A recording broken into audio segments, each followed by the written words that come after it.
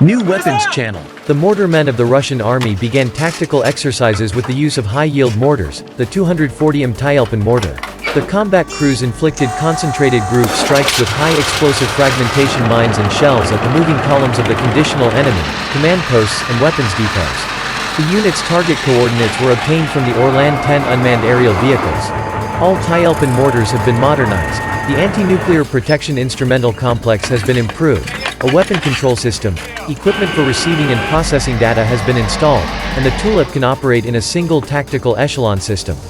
Heavy self-propelled 240mm mortar 2S4, ammunition 20 high explosive or 10 active reactive mines. For Tulip, a special 3F2 active reactive mine was developed, equipped with a rocket engine. Weight 228 kilograms. Range of more than 19 kilometers. Nuclear mine 3B4, with a range of 18 kilometers. NERPA 30F16 cluster mine with high explosive fragmentation elements. Neutron shells, resin, and FADA, adjustable mine 3VF, grade. The most powerful and unsurpassed 240mm mortar remains in service. Divisions of self-propelled mortars, Tulip, regularly participate in exercises. Despite the fact that modern aviation weapons and artillery ammunition are being improved and constantly improved, the Russian military is in no hurry to send the Tulip mortar to retire.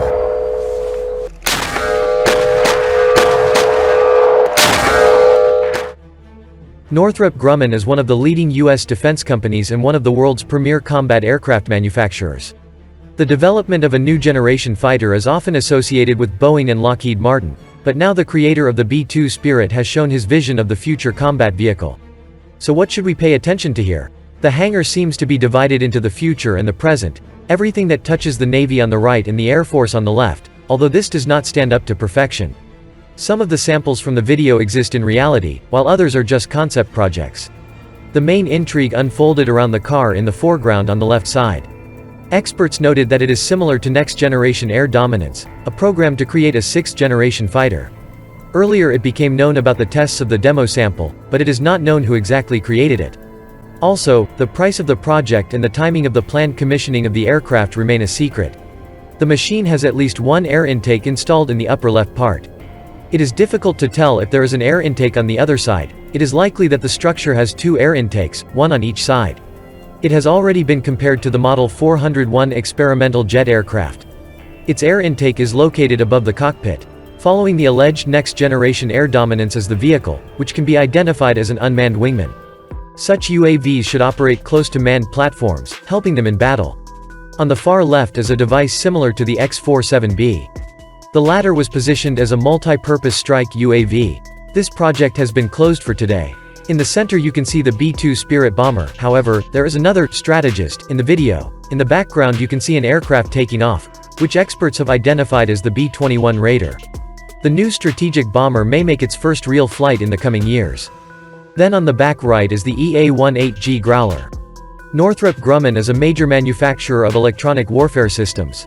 Next up is the E-2D Hawkeye, the latest variation of the Navy's aging AWACS aircraft that Northrop Grumman is building for the U.S. Navy. And finally, the MQ-4C Triton, a marine derivative of the Q-4 Global Hawk.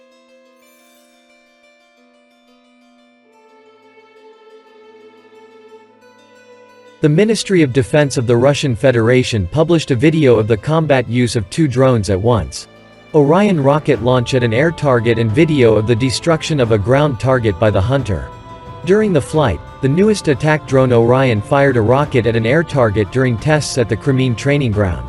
And he struck a target simulator in the form of a helicopter-type drone imitating an air target. The target was reportedly destroyed from a distance of about 4 kilometers, by a shot from the Kornet anti-tank missile system. Orion is armed with guided missiles, corrected gliding bombs. The maximum combat load of the drone is 250 kg. Also, the Russian Defense Ministry for the first time published footage of weapons testing of the S-70 OKHOTNIK heavy reconnaissance and strike unmanned aerial vehicle.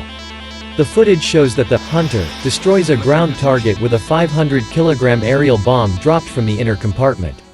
The newest sighting and navigation system installed on the OKHOTNIK allows the use of free-fall ammunition with an accuracy approaching high-precision guided weapons. The OKHOTNIK attack unmanned aerial vehicle, its length is 14 meters, its wingspan is 19 meters, and the takeoff weight is more than 20 tons. The drone was made according to the flying wing scheme using materials that reduce radar signature. A flat engine nozzle was also installed to reduce signature.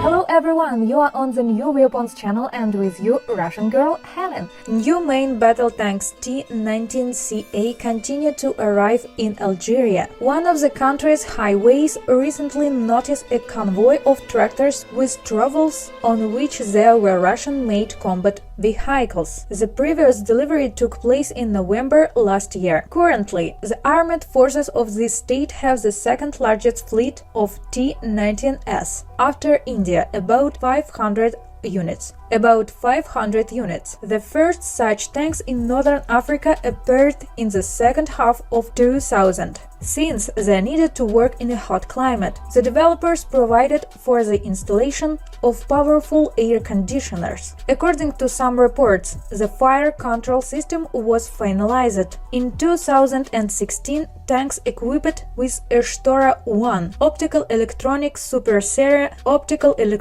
suppression began to be delivered. They neutralize anti-tank guided missiles of various types, other high-precision weapons, and also interfere with the normal operation of tank laser rangefinder sights. T-90CA tanks now form the basis of the armored units of the ground forces of the Algerian army. Also in service are the T-72M1 modernized with the help of Russia. They received the latest Sosna U sights and close machine gun mounts. At the same time, the old T-55AMV, equipped with dynamic contact protector and Volna fire control systems, continues to operate in machinist joints. In 2019, work was reported on the restoration of the T-62.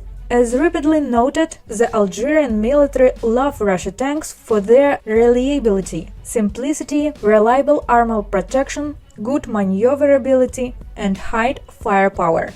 If you like this video and you want to see the next, like this movie, write a comment and subscribe to the channel. See you soon. Bye.